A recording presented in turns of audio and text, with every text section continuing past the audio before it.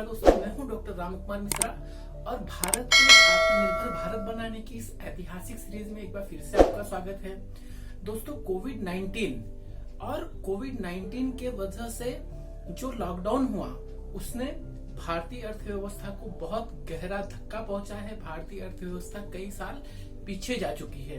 कई लोगों के रोजगार जा चुके हैं, कई लोगों के रोजगार धंधे बंद हो चुके हैं और इस स्थिति में हमारा और आपका ये कर्तव्य है कि कैसे भारतीय अर्थव्यवस्था को कैसे पटरी पे लाए और उसमें हमारा और आपका क्या योगदान हो सकता है।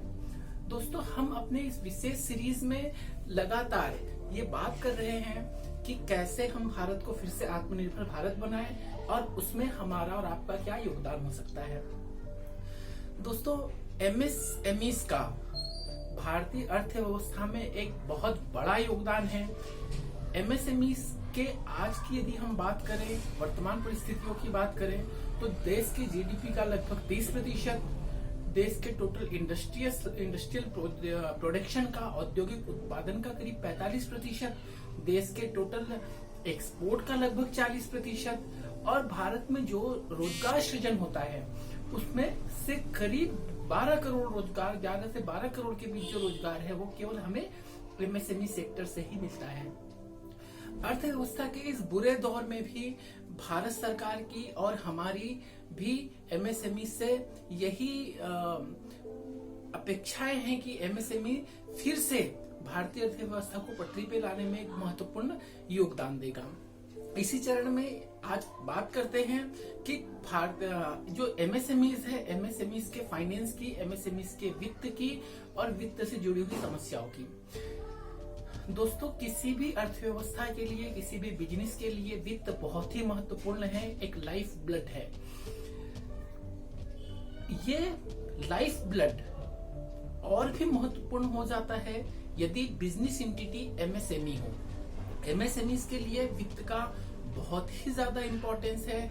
यदि समय पे एमएसएमईज का पैसा ना मिले, एमएसएमईज का समय पे पेमेंट ना किया जाए, तो एमएसएमईज स्ट्रगल करते हुए, वर्किंग कैपिटल की समस्याओं से जूझते हुए एमएसएमईज बंद हो जाते हैं, वो अपना बिजनेस आगे नहीं कर पाते हैं।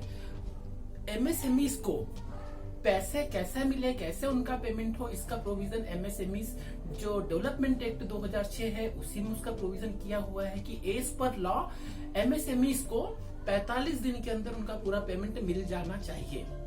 यदि एमएसएमईज को 45 दिन में पेमेंट ना मिला तो उसके बाद एमएसएमईज के पास क्या अल्टरनेटिव्स है कि उन्हें कैसे उनका पेमेंट दिलवाया जाए।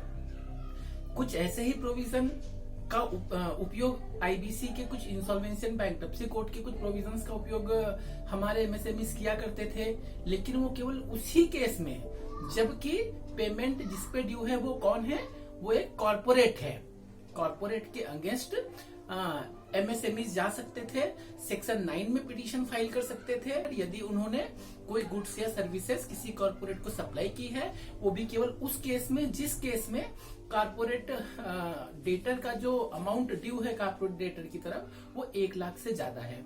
लेकिन कोविड-19 इकोनॉमिक स्लो डाउन की वजह से गवर्नमेंट ने 1 लाख की लिमिट बढ़ा के 1 करोड़ कर दिया।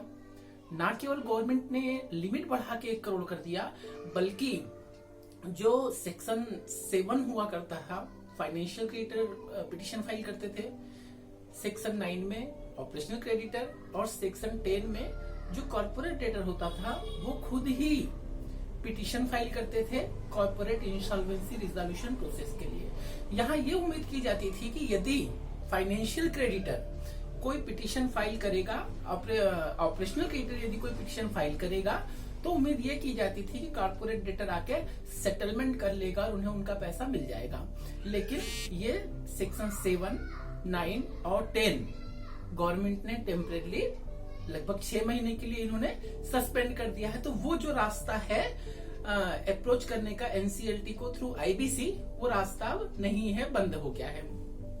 ऐसी स्थिति में एक बहुत ही इफेक्टिव टूल है, बहुत ही इफेक्टिव मैकेनिज्म है, specially for micro and small enterprises की अपना जो पेंडिंग अमाउंट है उसको पाने का, वापस लेने का, वो है भारत सरकार का ई समाधान। जो व्यवस्था है ministry of micro small and medium enterprises का समाधान पोर्टल के माध्यम से आप वहां जाके अपना अमाउंट रिकवर कर सकते हैं। किस तरीके से ये जो पूरा का पूरा एमएसएमई समाधान है वो कैसे काम करता है? एमएसएमई समाधान में micro small enterprises facilitation council बनाई गई है। इस काउंसिल में कौन कौन मेंबर होते हैं? इस काउंसिल में मेंबर होते हैं जो इंडस्ट्रीज, डायरेक्टर इंडस्ट्रीज होते हैं, वो इसके चेयरमैन होते हैं, या तो डायरेक्टर इंडस्ट्रीज हो या तो उनके इक्विवेलेंट कोई ऑफिसर हो। जो माइक्रो फाइनेंशियल एसोसिएशंस है, एमएसएमई एसोसिएशंस है, उसके कुछ मेंबर्स इसके सदस्य होते हैं। उसके अलावा जो लैंडिंग बैंक्स हैं, लैंडिंग बैंक्स जो बैंक एमएसएमई को पैसा उधार देते हैं, उनके जो मेंबर्स होते हैं, कुछ मेंबर इस फैसिलिटेशन काउंसिल के कुछ मेंबर होते हैं। इसके अलावा जो ऐसे एक्सपर्ट लोग, ऐसे प्रोफेशनल लोग जो लोग लॉ में, फाइनेंस में, ट्रेड में, कॉमर्स में एक्सपर्टाइज रखते हैं, वो लोग इसके मेंबर होते हैं। तो ये लोग बहुत बढ़िया तरीके से ये लोग एमएसएमई की समस्याओं को समझते हैं। तो ये फैसिलिटेशन काउंसिल की सर्विसेज आप अवेल करने के लिए आप एमएसएमई समाधान पे जाके, एक ऑनलाइन पोर्टल पे जाके आप अपनी डिटेल भर के आप वहां पे अपनी कंप्लेंट, अपना रेफरेंस आप वहां रजिस्टर कर सकते हैं। अपने डिलेड पेमेंट के लिए आप वहां अप्रोच कर सकते हैं। अब कौन अप्रोच कर सकता है? वही अप्रोच कर सकते हैं जो एमएसएमईज जिनके पास उद्योग आधार रजिस्ट्रेशन है और जो उद्योग आधार रजिस्ट्रेशन उनका मोबाइल नंबर से लिंक्ड है। हाँ, वो लोग जाके अपना इनवॉइस, अपना वर्क ऑर्डर की कॉपी वहां पे अपलोड कर सकते हैं और इस फैसिलिटीज का फायदा उठा सकते हैं। अब एमएसएमई फैसिलिटेशन काउंसिल जो है वो कैसे काम करती है? एमएसएमई फैसिलिटेशन काउंसिल को जब कोई भी रेफरेंस मिलता है तो एमएसएमई फैसिलिटेशन काउंसिल दोनों पार्टियों को कंसाइलिएशन के लिए बुलाती है। कोशिश ये करती है कि सेटलमेंट हो जाए, कोशिश ये करती है कि दोनों पार्टी आपस में बैठ के नेगोशिएशन करके, सेटलमेंट करके जो एमएसएमई का पैसा है, जो ड्यूज है, वो क्लियर कर दे। तो या तो फैसिलिटेशन स्वयं एज अ कंसाइलिएशन का काम करता है, या तो वो कोई इंस्टीट्यूशनल हेल्प ले लेता है, या तो कोई थर्ड पार्टी जो कंसाइलिएशन सेंटर्स होते हैं उनके माध्यम से वो कंसाइलिएशन का काम करता है। लेकिन मान लीजिए कि यदि वो कंसाइलिएशन फेल हो गया तो क्या किया जाए?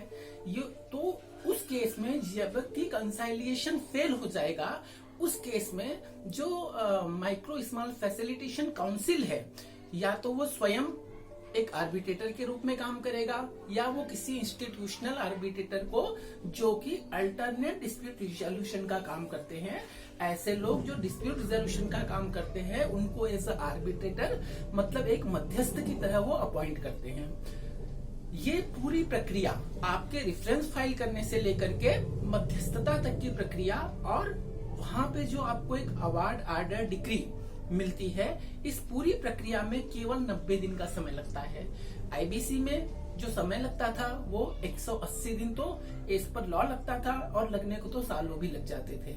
लेकिन यहाँ पे केवल रेफरेंस फाइल करने से लेकर के आर्बिट्रेटर के अवार्ड तक केवल 90 दिन का समय लगता है।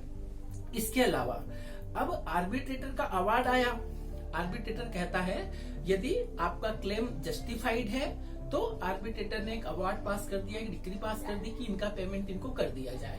अब इस आर्बिट्रेटर के अवार्ड के विरुद्ध यदि आप किसी कोर्ट के में जाना चाहते हैं, कोई भी पार्टी एप्लीकेंट को छोड़ के, सप्लायर जो है, सप्लायर को छोड़ के यदि कोई भी पार्टी इस आर्बिट्रेटर के अवार्ड के विरुद्ध यदि किसी भी कोर्ट में जाना चाहती है, तो कोई भी कोर्ट उसकी अपील को तब तक नहीं सुनेगा जब तक कि जो अवार्ड है, जो डिक्री है, उसका 75% अमाउंट उस कोर्ट में डिपॉजिट न कर दिया जाए।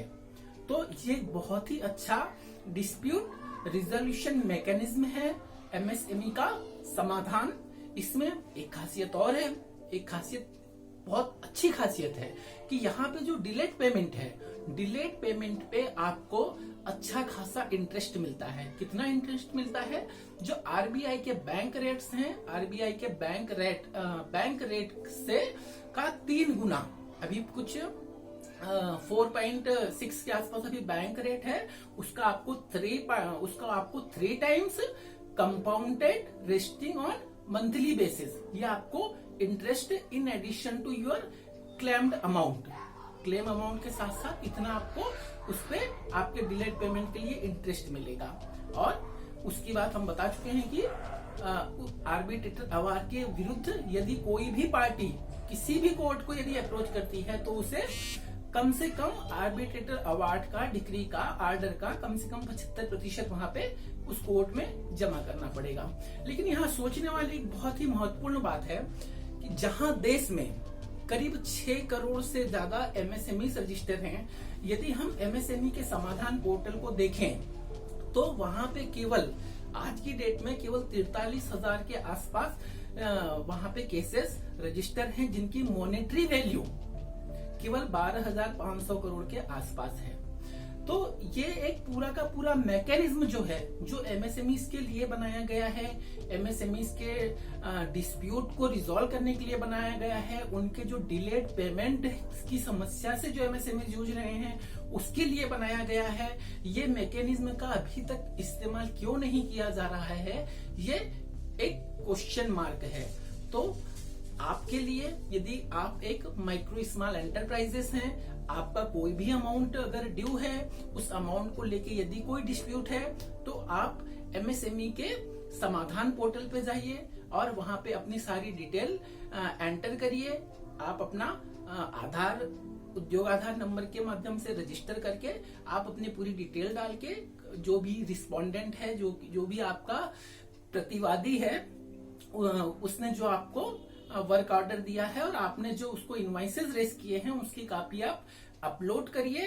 और बाकी का सारा काम एमएसएमई फैसिलिटेशन काउंसिल करता है। यहाँ पे कोई भारी भरकम फीस नहीं है, बहुत ही सिंपल ऑनलाइन व्यवस्था है, ई फाइलिंग है।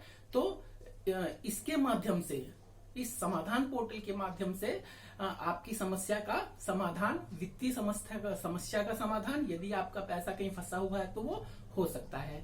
तो आपसे उम्मीद की जाती है कि आप एमएसएमई ई समाधान का लाभ जरूर लेंगे और राष्ट्र निर्माण में अपना योगदान देंगे। बहुत बहुत धन्यवाद। Thank you. जय हिंद।